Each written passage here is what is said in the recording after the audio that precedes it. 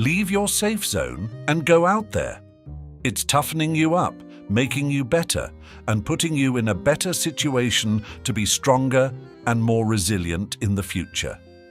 A lot of people don't wake up and think, hey, I know what will solve my problems. Philosophy from the past, which is a shame because that's what philosophy was meant to be. Epictetus, who was a foe of the Stoics, said that philosophers' words are useless if they don't help people who are hurting. Thoreau said that the point of being a philosopher isn't to start a school, but to bring ideas to life and make them work in the real world. We show you Stoicism for Dummies in today's video. Stoicism is more than just a historical gem. It still makes lives better today. To help you incorporate this old philosophy into your modern life, we'll walk you through 9 simple tasks. If you want to become more resilient, the first exercise is a game changer: the 2 types of control. It's very easy. Things happen in the world and you have very little control over them. All the things you can control that happen in a thought.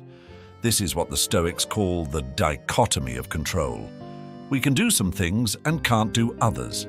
Epictetus, who used to be a slave and knew a lot about bad things that could happen, said that the most important thing in life is to figure out what we can control and what we can't. This is also what makes the Serenity Prayer so great. Is it up to me? That's the question.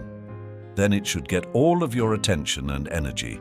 In the event that you have no control over or effect over something, then it doesn't matter to you. You can only control a very small part of what might happen. Stoicism and writing in a journal go together like peanut butter and jelly. They're the same. You should know that Marcus Aurelius wrote Meditations for himself. It's his private journal. Keeping a journal helps me think straight. I use it to focus myself, remember things, and work on myself. Seneca discusses the importance of putting each day up for reflection. That's really important. You can't get better until you take a good, honest look at the last 24 hours and see who you've been. So I want to look at what I did wrong and how I can fix it. The pages in my journal are only for me. I'll never show anyone. I don't even look at them very often. But putting them down helps me get better. Some of you will find the next exercise easy, but watch as it makes you feel a lot more confident. Prepare for hardship. The Stoics talk about working out hard in the winter. Epictetus says that you must go through hard winter training, which means putting yourself out there and purposefully making yourself unhappy. This is because you are preparing for the inevitability of discomfort and trouble in the future. This is what the Stoics do. Their names were out there. They were going to jump into the cold. A small coat would be on them. They didn't buy any needless extras. For the inevitability of what life had in store for them, they wanted to toughen up. So go outside if it's cold, take a cold shower, leave your safe zone. This is really toughening you up and improving you, putting you in a better situation, and most importantly, making you more strong and resilient in the future. Have you ever felt overwhelmed? Exercise 7 is your secret weapon against daily stresses. Train how you see things. Of course, how we see things does matter. Think about what you say to yourself and how that affects your life, according to the Stoics. In some ways, that's the most important and first step. The idea behind it is that the world is real. There isn't really a good or bad, positive or negative thing. He wrote, "Neither good nor bad, but thinking makes it so." Events can be measured. We explain to ourselves what they mean. Right? We make up a story about them. There is no such thing as good weather or bad weather, a falling market or a bull market. It's just the market and the weather. As people, it's our job to react to that. We give things names, of course, so we can easily find them. But we need to know that what we can do about them depends on how we see them and what we tell ourselves about them. Saying things like, something is unfair, something is not your fault, something sucks, something is impossible, or the impossible cannot be done, can make things happen. The next exercise is a gift for people who want to find peace within themselves in a crazy world. Remember that it's all temporary. One of the most beautiful lines from the Stoics is my favorite exercise from them. The Colossus of Rhodes, the aqueducts, and the Colosseum are not being talked about by Marcus Aurelius. Marcus Aurelius is writing about how a grain stalk bends under its own weight, or the sound a grape makes when it is picked. That's what he means by furrowed brow. So he would have seen that in the horrible death in the Colosseum, do you understand? But what he's seeing, he's looking for beauty in a place that should be violent, nasty, and dark. Do you agree? When you do that, you shouldn't say things like, "Oh, look at that pretty sunset." Instead, you should say things like, "Look at the lines on this table." Like, how did they do that? Or looking for it in everyday things, looking for peace. The future exercise is a safe place to be calm when things are going badly. Look down from above. It was his favorite thing to zoom out. He would zoom out really far. He would try to picture himself in space, on top of a mountain, flying with wings above the earth. He also said that everything looks very small when you look down. He says, like little ants fighting over food.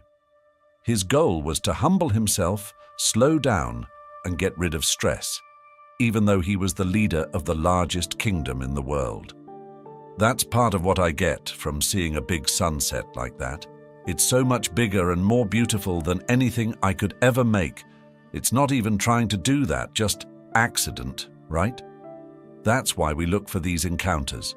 We get lost in what Pierre Hadot, a Stoic philosopher, calls the oceanic feeling, which means that we feel like we are a very small part of the vastness. And this is what grounds us, calms us, and gives us the view we need to go back into the world and do what we need to do. Number 7 is to think about your own morals. His name is Marcus Aurelius, and the journal is called Meditations. He wrote a lot of it here in Budapest, in a Roman camp not far from the city. That makes it even more interesting. He asked himself this question when he wrote Meditations, but he had no idea that we would read it. He adds, "Stop whatever you're doing at this moment and ask yourself, am I afraid of death because I won't be able to do this anymore?" This is what he means by what we do lots of the time. Fear death because you won't be able to play video games anymore. It's because you can't watch porn on your computer, right? Because you can't fight online with people you don't know? Because you can't get drunk or high on your couch? These things don't make me afraid of death. He's telling you not to be scared of death at all. But you should never be afraid of death and then waste your life on things that don't matter. It's even more direct in Seneca. He states, "You are scared of dying, but tell me, is the kind of life you lead any different than being dead?" And a lot of different kinds of life are like death, right? A life full of anger and sorrow, one that's all about you, one that's all about wanting fame, money, or power, and one that's lonely or isolated. These are different kinds of living death. The thought of our own death wakes us up to the truth of the matter. Putting things in perspective helps us see how pointless many of the things we chase are and how much they cost, right? We didn't do things right away. I'll start a family later. I'll follow my dream job later. I'll start that company later. It takes longer and longer for us to be present, so we need more time. Right now, we're not making the most of what we have. We don't want to put anything off. Every day we want to keep life's books in order. This next gem is all about perspective. Watch as it changes the way you think about problems. The name of it is premeditatio malorum. To expect something takes away your power over it, says Seneca. Things that catch us off guard, things that we don't want to think about or plan for, are the ones that land the hardest. So the Stoics think about bad things ahead of time. They're ready so they can take advantage of the chance to plan, get ready, be resilient, and toughen up before it happens. so fate doesn't hit them too hard when they least expect it. Putting the most likely, most important one at the end of this video. Being able to love and accept yourself is celebrated in this exercise. You're now in the world of amor fati. Acceptance is always the first step toward moving forward. You won't be able to move forward if you fight it, deny it, or put the blame on someone else. It's something you can't do, and you can't move on. So this idea of the art of submission was the first thing the Stoics did, but the second step is to love it, or amor fati. You don't run away from it, you welcome it. You state, I don't have to do this, I get to do this. You don't say like Marcus Aurelius did, it's too bad this happened to me. You state, it's fortunate that this happened to me. It's something you accept, run toward, and use. That's how you move forward. Subscribe to our channel if you're interested in learning more about this philosophy. Becoming a member of the channel gives you Stoic tasks every week. This way, you can practice Stoicism into your own life. It already helped so many other people of the channel. So get out of your comfort zone and sign up.